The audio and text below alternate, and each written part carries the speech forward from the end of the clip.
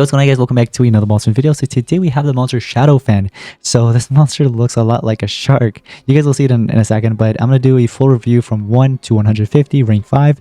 So I hope you guys are excited. If you are, make sure you smash the like button, subscribe. Anyways, we're going to get started.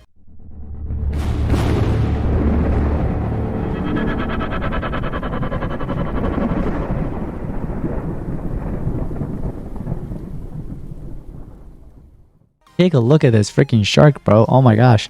He looks scary. He definitely looks terrifying. I mean, you definitely don't want to run up against him. So it's water and thunder support with trait disable and total blind skills and control media as a trait. Interesting. So it is part of the C book, Evil Legions. The previous monster I reviewed was part of the Dragons book. So yeah, that's a definitely big change. Stamina leak. Oh, you better do more than just stamina leak, man. You got such a great design. I hope it didn't go to waste. We have a trait disable. Oh, okay. Wait, maybe he's onto something. I wonder why they call him Shadowfynn. Like, there's no shadow, I guess. So it should have been Sharkfin. I forgot to actually rank this monster up. That's crazy. That's the first thing I always do, and this time I actually forgot about it. His anticipation as well as a status caster. Oh wow, that's crazy. But yeah, guys, if you are new to the channel, make sure you hit that red subscribe button. Also, there's gonna be a QR code on the screen. You guys can go on and scan. Make sure to scan it. If you're playing on a computer, you can get the game for free through the link, or to hit the top click down below if you guys are playing on a mobile device.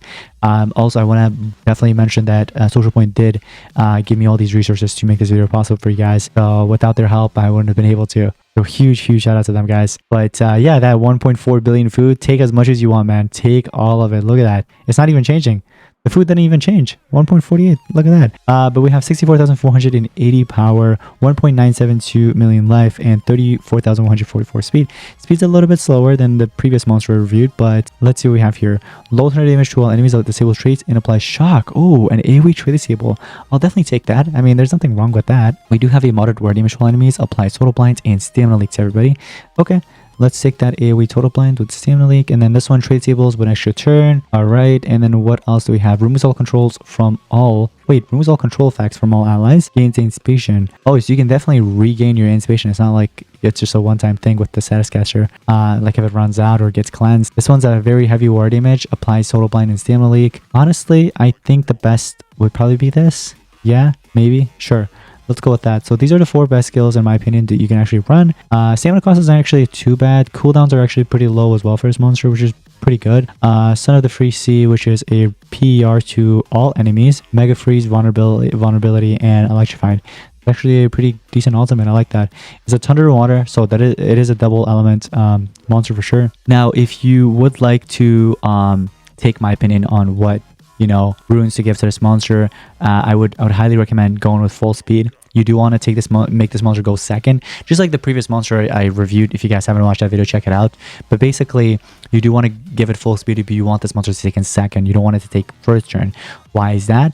Because this monster doesn't have a PER skill. Okay, there's no PER, but he does have trade disable. So if he does take first turn, it's not the end of the world. You could always trade disable. Most of the time, here's the thing. Nowadays, there's a lot of monsters, or like a lot of players that are running monsters with the trade disable. Like, I'm sorry, a lot of monsters that are like megatons, right? Megaton monsters with the megaton trait, not really a status caster.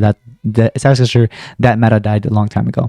So maybe if there's like evasion, you want to PER it, then that way you don't have to, but honestly, you can make this monster go first. Actually, taking a look at it, I think it's best if you do make it super fast, that it does take the first turn, so I could open up the path a little bit, because you have a single target traceable, and then you have an AoE one right here. So it pretty much acts like that one ancestral monster, the Florian Malsang monster, which I do use quite a lot. So Florian, if you don't want to use Florian, that's okay. You can get rid of Florian. So basically, this monster will be the one opening up the path for you, not really Florian. So yeah, you can definitely do that, or you can pair them up together. So, but then I feel like that's just overkill with the amount of like trade tables you're doing. That's just way too much. But if you still want to, make them go together, you can definitely do that. But for the relics, we have basically trap with staff. Staff, you could get stamina. Trap, you could probably hit them with some Adolaz trap, which is just toxins. If you want, that's actually not bad. I don't have Adolaz trap, I don't think, which that kind of sucks. I thought I did. Oh, I guess I don't. There it is. So Adolaz trap, I don't have it. But yeah, if you do have it, definitely give it. You could also do a slumster trap here. There's a lot of relics decks you could actually go with. But these are some examples that I'm gonna just go with. Pairing it up with Vorith, you could really pair it up with anybody you really want, any attacker, you know what I mean? But this monster opens up a path, right? So it opens up a path. So for example, if there is like a, let's say there's a taunt or mega taunt, we go ahead and trade disable that just like that. And then it comes down to you whether you want to do your AoE skill for the trade disable like this, or you want to hit them with total blind. Total blind will basically, total blind is actually kind of cool. You know what I mean? If the enemy isn't immune to blind, you could definitely hit them and it definitely blinds them fully. So it's basically like a way for you to make them lose like one turn, you know what I mean? Which is definitely nice. Now what I can do is I can actually just go ahead and attack this monster and eliminate it. Look at it, dude. Vorith is crazy. I can't get past that monster, like how nice that monster is. But anyways, you could do your AoE trade disable like this. So it's not just a single target trade disable, you could also do an AoE version. You could actually apply your decay and stuff there for a second for just one turn, and then if there is any NERs you could go, or any controls on you, you could just kind of get rid of the controls on you with that skill. It's not like a full NER, but it's a little bit like it. This one, PER, Mega Freeze, Vulnerability, and Electrified, we could definitely go ahead and do that. So there goes the ultimate, guys. So basically with a Mega Freeze, they'll basically lose 2 turns, which is really cool. On top of that, we just applied Vulnerability to them, so increases incoming damage by 50%. So Vorith is about to destroy them, right? So wait for this. Look at this. If I were to use, where is it? Is it this one, or is it the, oh no, it's another skill that we're gonna have to use. But I'm just gonna go ahead and just stack up. Oh, it is that one. Oh my gosh, it literally destroyed. Look. I have it on 8x speed, by the way. I had it on 8x speed and it was destroying these monsters. Just to kind of showcase that to you guys again, I'm gonna put it on 3x speed this time instead of the 8x. But take a look at this. Just take a look at this, man. Look at that. Back to back to back to back to back. And it just never ends. It'll just keep going. The more you have, the better. But yeah, it could definitely be a pretty good duo together if you guys want to pair them up together. But I would say, yeah, the monster's not bad. You know, Shadowfynn's not bad at all. It could definitely be used. A better monster than Shadowfynn would be obviously the Ancestral monster, which makes sense, you know what I mean? It's Ancestral, but also it does things just better, you know what I mean?